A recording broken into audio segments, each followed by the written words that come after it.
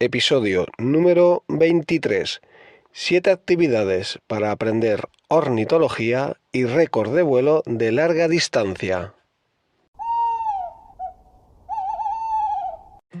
¿Qué pasa, naturalista? Esto es Cuaderno de Campo, el podcast de naturaleza y fauna salvaje de la península ibérica. Yo soy Iván Vega y aquí compartiré todos mis aprendizajes y conocimientos sobre esta temática. Así que ya sabéis, bienvenidos a este cuaderno de campo sonoro. Muy buenas, gente de campo, ¿cómo estamos? Buenos días, buenas tardes o buenas noches, depende de cuándo me estés escuchando, y bienvenidos al podcast.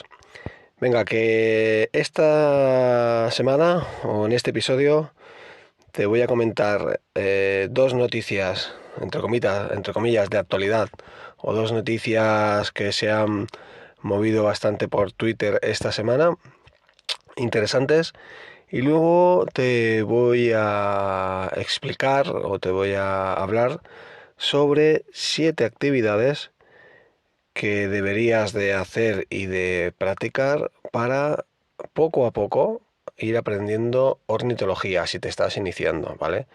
Si ya eres una persona con mucha experiencia, pues no tengo nada que enseñarte ni que explicarte, pero bueno, en estas 7 actividades pues van más dirigidas a la gente que está empezando y a la gente que piensa que también que esto es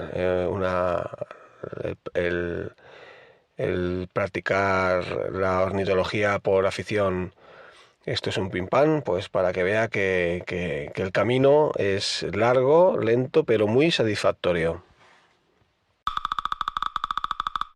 Simplemente recordarte que envío una newsletter desde hace unos meses que se llama Notas de Naturaleza, ¿vale? Y en ella hago una curación de contenidos sobre naturaleza, ornitología y fauna salvaje de la península ibérica, ¿vale?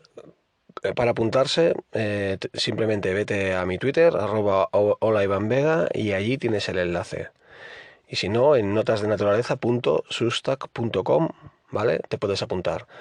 Esta semana hay un pequeño cambio en la newsletter y es que voy a pasar de enviártela mensualmente a enviártela semanalmente. Un cambio bestial, o sea, de recibir una al mes a recibir una a la semana.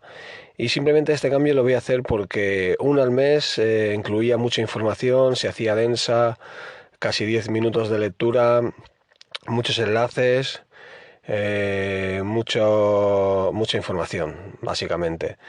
Y yo creo que al final pues te dejas muchas cosas por leer, no encuentras el momento de leerla, entonces voy a hacer un cambio aquí de chip y voy a intentar hacer una newsletter cortita, máximo entre 3 y 5 minutos de lectura, una vez a la semana, que serán los martes, llegarán los martes.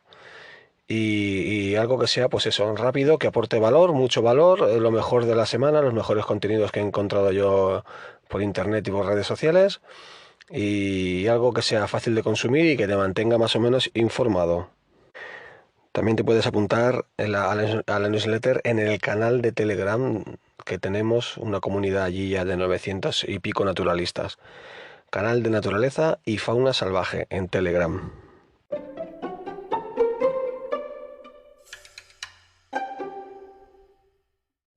Venga, y empezamos con una noticia muy interesante de esta semana, y es que se ha batido el récord de distancia de vuelo sin parar, non-stop, ¿vale? Y este ha sido un viaje bestial que ha hecho una aguja colipinta, limosa lapónica, en el cual se ha desplazado desde Alaska hasta la isla de Tasmania. Te recuerdo que esta isla está a la derecha de Australia, ¿vale?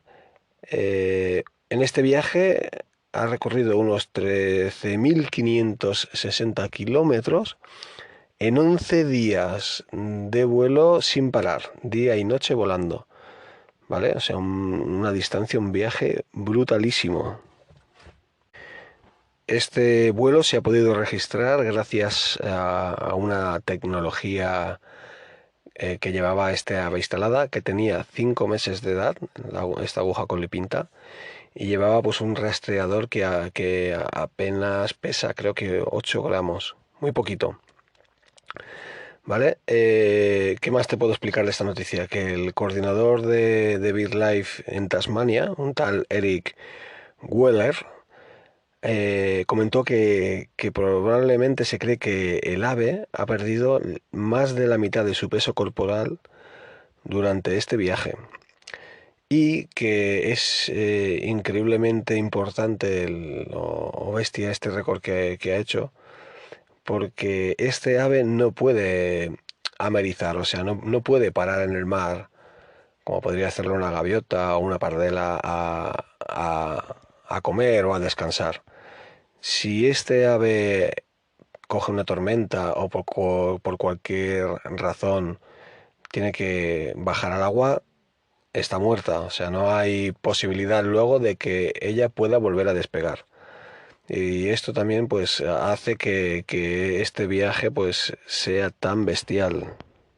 Si quieres ver el tuit de la noticia, en mi Instagram lo tienes, que lo compartí. Así que ya sabes, 13.560 kilómetros non-stop, 11 días. Una pasada. La siguiente noticia que te quiero comentar, bueno, no sé en sí una noticia. Lo que pasa que viene en base a un tuit que compartí de una pequeña ave que le arrancaba a un animal, a un mapache creo que era, sí. Eh, Mientras el mapache estaba distraído comiendo en un comedero, pues este ave le iba por detrás, se le ponía encima y le cogía, le arrancaba pelos, estando el mapache vivo, para, para la fabricación de su nido, ¿vale? Y bueno, el tuit venía a decir pues que las aves para la última capa de su nido, las aves que hacen nidos dentro de cavidades cavernícolas, como podrían ser herrerillos, carboneros o incluso gorriones, pues en la última capa de su nido donde ellas depositan los huevos, suelen utilizar plumas, pero sobre todo pelo animal, pelo o lana de oveja, pelo de cabra, pelo que encuentran, ¿no? de fauna salvaje, o incluso pelo de mascotas, de perros, sobre todo. A este comentario yo quería explicar que ahora, más o menos en esta época, entre finales de otoño, bueno, mediados de otoño, finales de otoño, invierno, es la época que se le hace el mantenimiento a las cajas nido, ¿vale? ¿Qué se suele hacer? Pues vas a revisar las cajas, que todo funcione correctamente, que no haya desaparecido alguna pieza de la caja, lo que es la puerta, esté roto algo, ¿no? Y esto pues se repara o se sustituye. Y sobre todo se retiran los nidos interiores que las aves construyen dentro de lo que sería la caja nido, para evitar para evitar que al año que viene se aprovechen esos nidos, y como han estado allí un año, pues hay parásitos, hay pequeños insectos que luego estos insectos atacan a los o se alimentan de los nuevos pollos de la primavera y hacen que esa nidada pues crezca debilitada. O sea, de hecho, las nidadas que crecen en nidos aprovechados de años anteriores tienen menos éxito de supervivencia. Y esto está demostrado, ¿eh? Ahora no te puedo decir el estudio, dónde lo he leído o dónde lo he visto, pero esto es una cosa que está demostrada. Las nidadas que crecen en nidos aprovechados, que no son nuevos de ese año, son más parasitadas por parásitos, ¿no? Y tienen menos éxito de supervivencia. Pues además, bueno, como te he dicho, utilizan la última capa de pelo, y es curioso, cuando tú retiras los nidos, pues ves los diferentes estratos, en la base hay hierba más gruesa, ramitas, paja más gruesa, y conforme va subiendo la altura hasta llegar a donde se hace el cuenco, pues cada vez hay material más fino, hierbas más finas,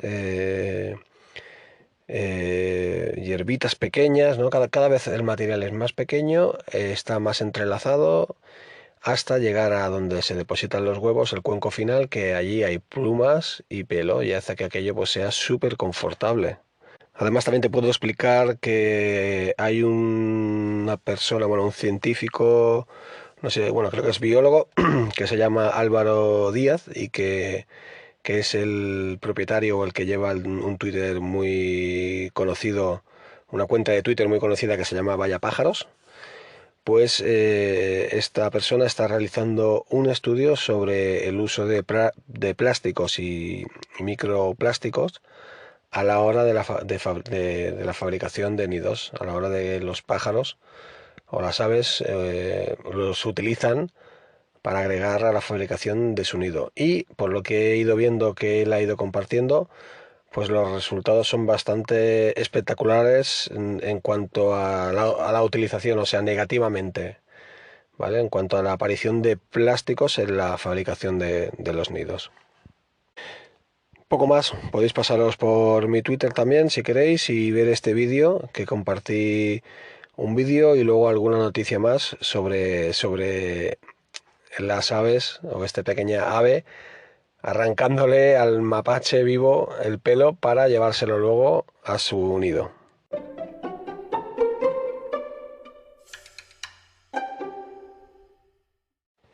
Y ahora vamos con el título del podcast de hoy, o por lo menos la primera parte del título, y que trata sobre 7 actividades o 7 consejos que te voy a dar para aprender ornitología, sobre todo identificación de especies, y además identificar sus cantos o llamadas. Y es que aprender sobre este tema, sobre ornitología y cantos de aves, pues es un camino, aunque creas que puede ser algo más o menos rápido, pues no, es un camino bastante lento de transitar y largo. Y aquí no hay atajos, o sea, tienes que intentar aprender cada día un poquito y hay que curtirse, o sea, hay que estar siempre al pie del cañón. Así que en base a esto, la primera actividad o el primer consejo que te puedo dar es que hay que salir a observar y mucho. Tienes que salir muchísimo al campo y siempre con intención, o sea, siempre atento, con atención de lo que te rodea y de las aves y de la observación, siempre atento. La segunda actividad que puedes hacer para aprender o para ir aprendiendo ornitología es leer mucho sobre la temática y mirar muchas guías de aves. Todo lo que puedas. O sea, hay una biblioteca bastante extensa sobre ornitología, sobre 1000 temas. Pues si puedes siempre estar al día de los libros que hay, que van saliendo y ir consultándolos y leyéndolos, pues mucho mejor. Aquí no acabarás nunca de aprender. Y pues tener un par o tres de guías buenas y siempre pues te recomiendo que allí pues tienes un rato libre, pues te vas a la guía, la abres y te mires por un par de páginas, aprendes especies nuevas, te lees alguna característica, esto siempre viene muy bien. La tercera actividad que te recomiendo es asistir a cursos, talleres, jornadas de anillamiento y encuentros o festivales, ¿vale? Esto también es una manera de también impregnarte de ornitología y aprender muchísimo. Yo particularmente, a mí me gusta mucho, no soy anillador, me gustaría serlo. No sé si en algún momento tendré el tiempo para aprender sobre anillar y dedicarme. Yo creo que sí, yo creo que en un futuro me gustaría, vamos. Pues una vez, un par de veces al año, solemos ir a jornadas de anillamiento y bueno, nos gusta mucho porque aprendes un montón. El anillador suele ser una persona que sabe muchísimo sobre aves y bueno, pues suelen explicar mucha información. Además ves el ave de cerca, en la mano, te explica muchas características de esa ave y bueno, se aprende mucho. O sea que yo, en mi caso, por ejemplo, te aconsejo que vayas a jornadas de anillamiento, pero además, aparte de eso, pues si puedes hacer cursos, ir a charlas o talleres y festivales como podría ser el Delta Birding, perdón, el Delta Birding Festival, que se celebra en el Delta del Ebro, pues muchísimo mejor. Otra actividad que te recomiendo encarecidamente que hagas para aprender sobre ornitología y es escuchar podcasts sobre la temática, ¿vale? No es que haya muchos, no es que haya una carpeta o una temática muy grande de podcasts en la red sobre ornitología, pero los hay. El de cabecera, la radio del Somormujo, que ya lleva unos años emitiendo más de 100 programas y en donde va muchísima gente experta sobre la temática allí a compartir pues sus conocimientos y está yo con este programa he aprendido un montón, ¿vale? O sea que eh, podcasts los hay, los buscas y aprendes un montón. Mm, no te voy a recomendar el mío porque no quiero ser un pesado, pero bueno, en mi podcast también algo sobre ornitología puedes aprender. El consejo número 5 que te voy a dar es que leas muchas noticias y estés informado constantemente sobre este tema.